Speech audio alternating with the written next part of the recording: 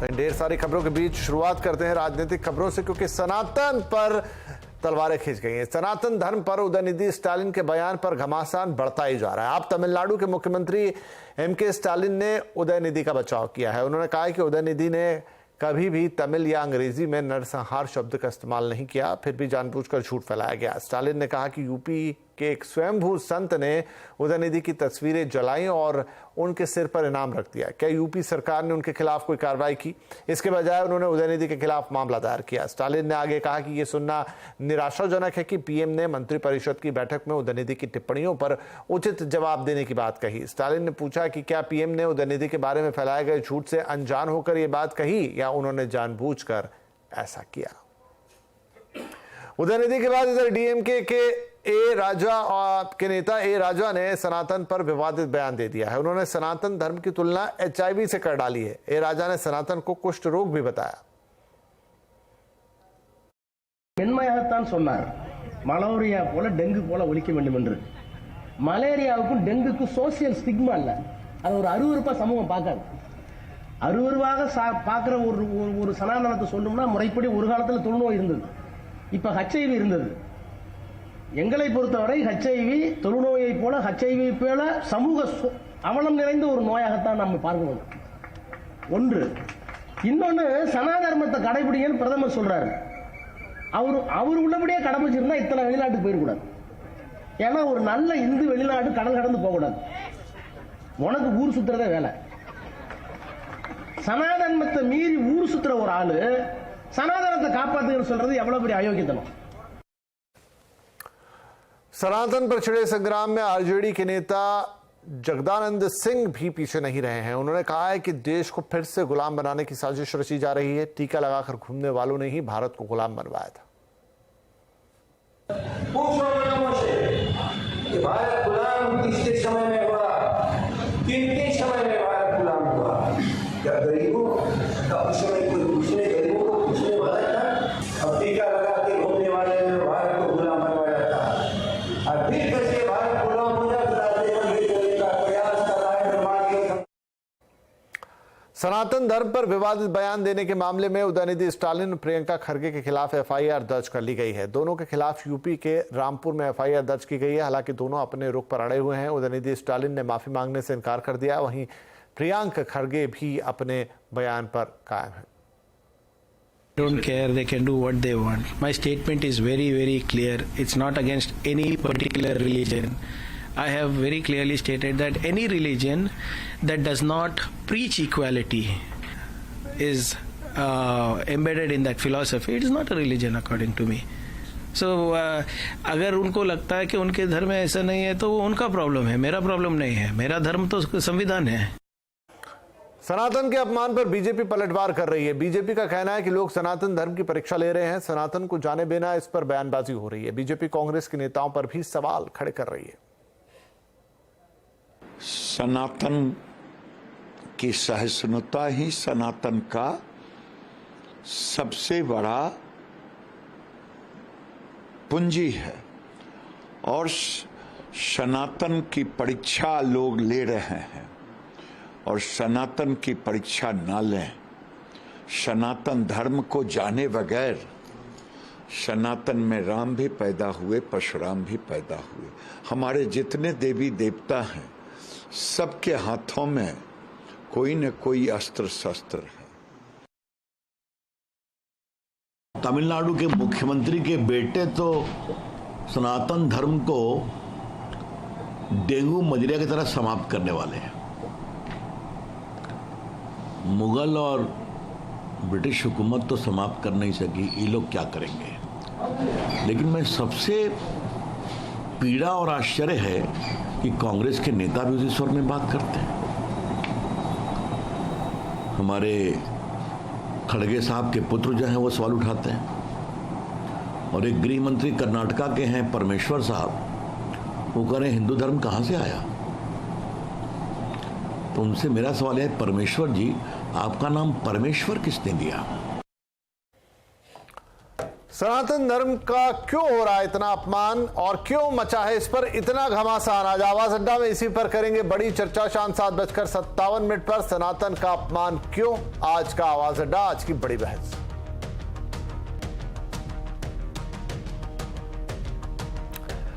चलिए बात कर लेते हैं बाजार की। आज निफ्टी एक्सपायरी के दिन आखिरी घंटे में बाजार में जोश दिखा। इसी के साथ बाजार बढ़त पर बंद हुआ। सेंसेक्स 385 अंक चढ़कर 66,266 पर बंद हुआ तो निफ्टी 116 अंक चढ़कर 19,727 पर। आज सबसे ज्यादा खरीदारी बैंकिंग, रियल्टी, एनर्जी शेयरों में रही। वहीं एफएमसीजी और फार्मा शेयरों में आज दबाव का दिन था। दिग्गज फंड मैनेजर प्रशांत जैन ने स्मॉल कैप की तेजी पर सावधान किया है। हमसे एक्सक्लूसिव बातचीत में उन्होंने बबल बनने का अंदेशा जताया है। बाजार में अगर कहीं पर एक्सेस है, रिस्क है, तो वो स्मॉल कैप्स में है। मिड कैप्स में भी उतना नहीं है, स्मॉल कैप्स में बहुत ज़्यादा कहीं कहीं पर एक्सेस है। और ऐसा हो सकता है फिर भी कि ये, क्योंकि बहुत सारी कंपनी है स्मॉल कैप्स में, आप 100 कंपनी देखेंगे तो 2-5% में फिर भी वैल्यू आ सकती है।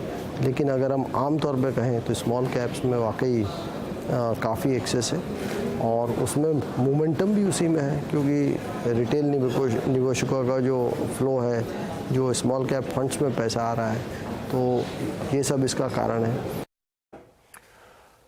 मैनेजिंग एडिटर अनुज सिंघल से खास बातचीत में प्रशांत जैन ने यह भी कहा कि एचडीएफसी बैंक देश का बेहतरीन बैंक रहा है और बैंक ने अच्छा रिटर्न भी दिया है। उन्होंने आगे कहा कि आगे भी एचडीएफसी अच्छा रिटर्न दे सकता है, इसलिए इसमें निवेशित रहना फायदेमंद होगा।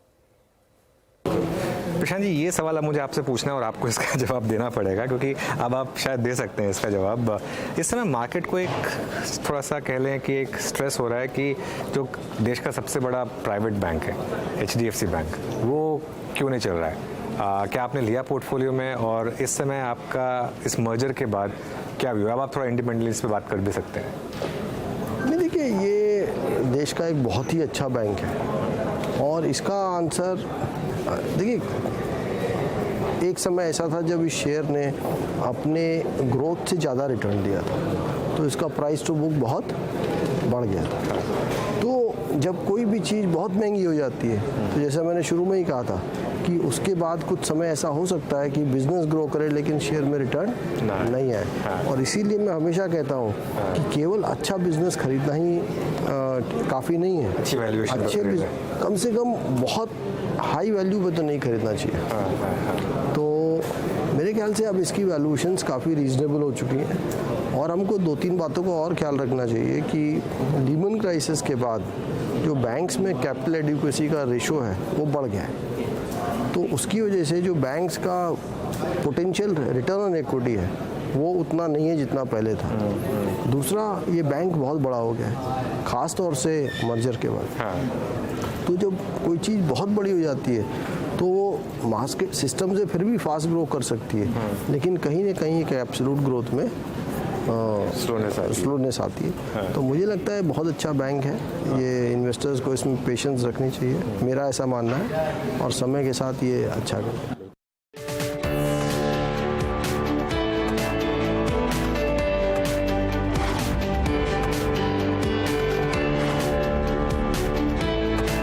हमारा पोर्टफोलियो पब्लिक नहीं, लेकिन आप मीडिया वाले, आप हम सब निकाल लेते हैं। एचडीएफसी एएमसी को या एएमसी को लेस नहीं होना चाहिए। पावर सेक्टर में एनटीपीसी पर आपने काफ़ी बुलिश बेट ली है। आप एक बहुत बड़ी बेट ली और बहुत उसके आपके सक्सेसफुल भी रही महिंद्रा एंड महिंद्रा की। देश का सबसे बड़ा प्राइवेट बैंक है एचडीएफसी बैंक, वो क्यों नहीं चल रहा है? आपके पोर्टफोलियो में जोमेटो है या लैंडमार्क कार्स है, ये स्पेस आपको लगता है कि अब करेक्ट हो चुकी है?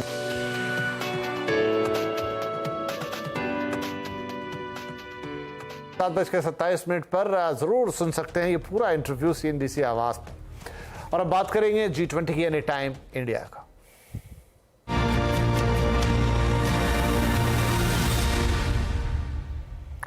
प्रधानमंत्री नरेंद्र मोदी ने G20 समिट से पहले एक ब्लॉग लिखा है जिसमें उन्होंने दुनिया भर की चुनौतियों और विकास पर बात की है। ब्लॉग में प्रधानमंत्री ने वसुधैव कुटुंबकम का मतलब बताया और लिखा है कि पूरी दुनिया एक परिवार है, एक ऐसा परिवार जिसमें सीमा, भाषा और विचारधारा का कोई बंधन ना हो। पीएम ने लिखा है कि हम वन अर्थ के तौर पर मानव जीवन को बेहतर बनाने के लिए एक साथ आ रहे हैं। उन्होंने लिखा है कि हम G20 देशों के साथ मिलकर वन फ्यूचर के लिए आगे बढ़ रहे हैं। प्रधानमंत्री ने यह भी लिखा है कि दुनिया को GDP केंद्रित दृष्टिकोण के बजाय मानव केंद्रित दृष्टिकोण की ओर बढ़ने की जरूरत है। राजधानी दिल्ली G20 समिट के लिए पूरी तरह से तैयार है। राष्ट्राध्यक्ष और अन्य मेहमानों के स्वागत के लिए राजधानी चमक उठी है। जगह जगह रंग बिरंगी लाइट्स लगाई गई हैं। इमारतों को भी रंग बिरंगी लाइटों से सजाया गया है और आपको जगह जगह G20 के होर्डिंग्स देखने को मिल जाएंगे, वेलकम बोर्ड्स देखने को मिलेंगे और साथ ही जगमगाते खंबे, फव्वारे और इस तरह की बिल्डिंग्स जो आप इस समय सामने देख रहे हैं। यानी G20 के लिए दिल्ली अब एकदम तैयार है। G20 में शामिल होने वाले मेहमानों की सुरक्षा के भी पुख्ता इंतजाम किए जा रहे हैं। ड्रोन और हेलीकॉप्टरों से निगरानी की जा रही है। जगह जगह सिक्योरिटी मौजूद है। वहीं आज सुबह दिल्ली के उपराज्यपाल VK सक्सेना ने भी तैयारियों का और साफ सफाई का जायजा लिया। भारत में श्री अन्न यानी मिलेट्स की खेती को देखने विदेशी मेहमानों की पत्नियां पूसा मिलेट्स फार्म जाएंगी। यहां मिलेट्स की अलग अलग वैरायटी की खेती को देखा जाएगा और समझा जाएगा। मिलेट फार्म से दीपाली नंदा की एक्सक्लूसिव रिपोर्ट आपके लिए। राजधानी दिल्ली में होने वाले G20 समिट के दौरान न सिर्फ विदेशी मेहमानों को मिलेट्स के पकवान खिलाए जाएंगे, बल्कि उन्हें दिखाया जाएगा कि किस तरह से भारत मिलेट्स के क्षेत्र में खेती को बढ़ावा दे रहा है। इस वक्त मैं मौजूद हूँ पूसा इंस्टीट्यूट के मेला ग्राउंड के सामने, जहां पर ये मिलेट फार्म तैयार किया गया है। यहाँ पर अलग अलग तरह के 7 से 8 मिलेट्स हैं जिनकी खेती की जा रही है और 9 सितंबर को जो G20 लीडर्स हैं उनकी स्पाउसेस खुद यहाँ पर आएंगी और एक्सपीरियंस करेंगी कि ये जो ग्रीन रेवोल्यूशन है किस तरह से भारत इसमें आगे बढ़ रहा है। यहाँ पर आप देखेंगे कि ये जो मिलेट की वैरायटी है ये फॉक्सटेल मिलेट है जिसकी यहाँ पर खेती की गई है। इसके अलावा ये पूरा फार्म जो आप देख रहे हैं, इस पूरे एरिया में सिर्फ और सिर्फ मिलेट की ही खेती की गई है। फॉक्सटेल के अलावा यहाँ पर जब आप आगे जाएंगे तो एक अलग तरह का मिलेट्स है जिसे प्रोसो मिलेट कहा जाता है, यहाँ पर उसकी खेती की गई है। इसी के अलावा कोदो मिलेट्स है, उसकी वैरायटी भी यहाँ पर उगाई जा रही है। तो 7 से 8 किस्म के मिलेट्स है जिनकी खेती बाड़ी पूसा इंस्टीट्यूट के अंदर की जा रही है और जानकारी ये मिल रही है कि 9 सितंबर को जो G20 के लीडर्स हैं उनकी स्पाउसेस, जिन्हें फर्स्ट लेडी कहा जाता है, वो इसी जगह पर आएंगी, 15 से 20 मिनट का वक्त बिताएंगी और पूरा अगर प्रोटोकॉल की तरफ से इजाजत दी जाती है तो उन्हें यहीं पर ही जो फ्रेश मिलेट्स हैं उन्हें उनके बने हुए लाइव कुकिंग के जरिए डिशेस भी टेस्ट कराई जाएंगी। दीपाली नंदा, दिल्ली। और G20 से पहले प्रधानमंत्री नरेंद्र मोदी आसियान और ईस्ट एशिया समिट में शामिल होने के लिए जकार्ता गए थे। जकार्ता में एयरपोर्ट पर और होटल में पीएम मोदी का गर्मजोशी से स्वागत हुआ। भारतीय मूल के लोगों ने प्रधानमंत्री मोदी का स्वागत किया और मोदी मोदी के नारे लगाए। आसियान समिट से पहले पीएम मोदी ने इंडोनेशिया के राष्ट्रपति जोको विडोडो से मुलाकात भी की। आसियान समिट को संबोधन में पीएम मोदी ने ओपन और फ्री इंडो पैसिफिक रीजन की बात कही। उन्होंने कहा कि 21वीं सदी भारत और एशिया की। हमारी हिस्ट्री और ज्योग्राफी भारत और आसियान को जोड़ते हैं, साथ ही साझा वैल्यूज, क्षेत्रीय एकता, शांति, समृद्धि और मल्टीपोलर वर्ल्ड में साझा विश्वास भी हमें आपस में जोड़ता है। आसियान भारत की एक्ट ईस्ट पॉलिसी का केंद्रीय स्तंभ है। और अब बात कृष्ण जन्माष्टमी की। मथुरा वृंदावन से लेकर देश भर में आज जन्माष्टमी की धूम है। मंदिरों में भक्तों की भीड़ है। हर गली, घर और मंदिर से श्री कृष्ण के जयकारे गूंज रहे हैं। देश के अलग अलग इस्कॉन मंदिरों में भी शानदार सजावट और पूजा अर्चना आज की जा रही है। मुंबई, दिल्ली समेत देश के बड़े इस्कॉन मंदिरों की महिमा देखते ही बन रही है। मथुरा के मंदिर को बेहद खूबसूरती से सजाया गया है। मंदिर पूरी तरह से रोशनी में नहाया हुआ है। भगवान का शानदार श्रृंगार किया गया है। और ये देखिए, ये अलग अलग तस्वीरों में गुवाहाटी, मुंबई, दिल्ली और नोएडा के इस्कॉन मंदिर की झलकियां आज कृष्ण जन्माष्टमी के मौके पर। देश के एक बड़े हिस्से में जहां जन्माष्टमी की धूम है, मुंबई में आज दही हांडी की धूम है। दही हांडी यानी मटकी जो भगवान कृष्ण ने तोड़ी थी। तो यहाँ पर जन्माष्टमी का उत्सव कल हो चुका है और आज दही हांडी का दिन है। गोविंदाओं की टोली बस्ती में चल रही है, जगह जगह दही हांडी की धूम मची हुई है। मुंबई के दादर की दही हांडी का माहौल बता रहे हमारे सहयोगी विवेक गुप्ता। पूरे देश में जन्माष्टमी की धूम है। इस समय आप मुंबई के दादर इलाके में हैं और दादर इलाके में जो दही हांडी का जो फोड़ने की जो परंपरा है वो बहुत साल पुरानी है।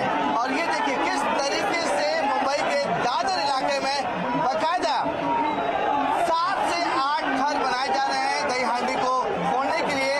और किस तरीके से जो पूरी टीम वर्क होता है वो इस पिरामिड में बनते हुए साफ दिखता है। जो हांडी फोड़ता है वो सबसे छोटा बच्चा होता है।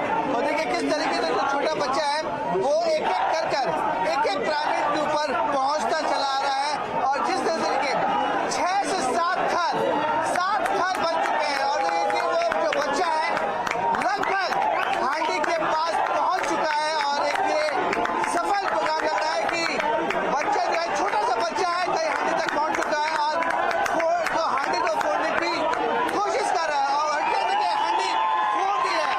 और ये जो है तकरीबन देखिए किस तरीके से देखिए ये पूरा सिस्टम होता है। और एक तरीके से लोगों को जोड़ता है। जो बाकायदा जो बाकी लोग होते हैं वो भी एक दूसरे को सपोर्ट करते हैं। और सबसे अहम चीज होती है जो गाना होता है, जो छोटा बच्चा होता है वो सेफ रहे, उसे चोट ना लगे। तो बाकायदा देखिए ये जो रंग है वो मुंबई का है। मुंबई के पूरे शहर में इसी तरीके के रंग आपको देखने को मिलेंगे। तो ये दृश्य आज मुंबई में आम है और आज मुंबई में सुबह से पानी भी गिर रहा है। ऐसे में दही हांडी का उत्सव और मजेदार हो जाता है, हालांकि थोड़ा रिस्की भी हो जाता है जो आपने देखा। लेकिन इस बार ज्यादातर गोविंदा जो है उनका इंश्योरेंस है यहाँ पर। और पूरे मुंबई में से ये दृश्य बड़े आम है जहां लंबे लंबे ह्यूमन पिरामिड्स बनाए जाते हैं और मटकियां फोड़ी जाती हैं। दही हांडी का ये कार्यक्रम किया जाता है। और 2 साल कोरोना के बीते, उसके बाद पिछले साल से कार्यक्रम फिर से शुरू हुआ और इस साल भी इसकी रौनक देखते ही बन रही है। तो ये एक से बढ़कर एक दही हांडिया अपने तरीके का अलग ही जोश, अलग ही उत्साह और कृष्ण जन्माष्टमी को बनाने का ये अलग तरीका, रोमांच से भरा हुआ, थोड़ा रिस्की भी, लेकिन उत्सव है तो चलता है। और जैसा मैंने कहा कि अब तो इंश्योरेंस भी होने लगा है और ध्यान रखा जाता है, अच्छे इक्विपमेंट्स पहने जाते हैं, अच्छे कपड़े लगाए जाते हैं और कई सारा प्रोटेक्शन वहां पर यूज किया जाता है ताकि किसी को चोट ना लगे। चलिए बता देते हैं आज आपको कि कंज्यूमर अड्डा में क्या है। तो देश भर में कई तरह के लेन-देन यूपीआई के जरिए हो रहे हैं। किराने से लेकर बैंक अकाउंट तक के ट्रांजैक्शन के लिए यूपीआई का इस्तेमाल होता है, आप सब जानते हैं। पर अब आपको यूपीआई के जरिए लोन भी मिलेगा। तो क्या है प्री अप्रूव्ड लोन और यूपीआई से कैसे मिलेगा इसका फायदा? आज कंज्यूमर अड्डा में इसी पर करेंगे चर्चा, क्योंकि कल ही इसे लॉन्च किया गया है, क्रेडिट ऑन यूपीआई। तो अब यूपीआई से लोन भी कैसे, आज देखिए 5:57 पर कंज्यूमर अड्डा में। वेलकम बैक, आप देख रहे हैं आवाज समाचार और कुछ और खबरें हैं। आदित्य एल1 ने सूरज की यात्रा के दौरान अपनी सेल्फी ले ली है। इतना ही नहीं, आदित्य एल1 ने धरती और चांद का खूबसूरत वीडियो भी भेजा है। इस वीडियो को इसरो ने एक्स पर शेयर किया है, जिसमें चांद और धरती एक साथ दिखाई दे रही है। नजारा काफी अद्भुत भी दिख रहा है। आदित्य एल1 अभी 18 सितंबर तक धरती के चारों ओर 4 बार ऑर्बिट बदलेगा। अगली ऑर्बिट मैन्यूवरिंग 10 सितंबर की रात में की जाएगी।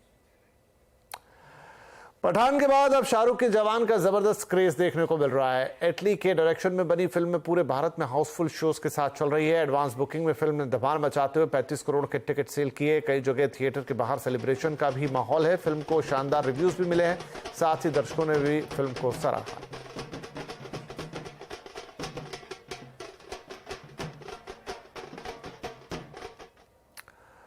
और आवाज समाचार में फिलहाल इतना ही, लेकिन सीएनबीसी आवाज पर आपको लगातार अपडेट खबरें मिलेंगी। आप हमारे सोशल मीडिया प्लेटफॉर्म्स पर जाकर भी ताजा खबरें ले सकते हैं, बस एक क्लिक पर। नमस्कार, और ये आज का कंज्यूमर अड्डा। जरूर जुड़िएगा हमारे साथ 5:57 पर। अब यूपीआई के जरिए आपको मिलेगा लोन।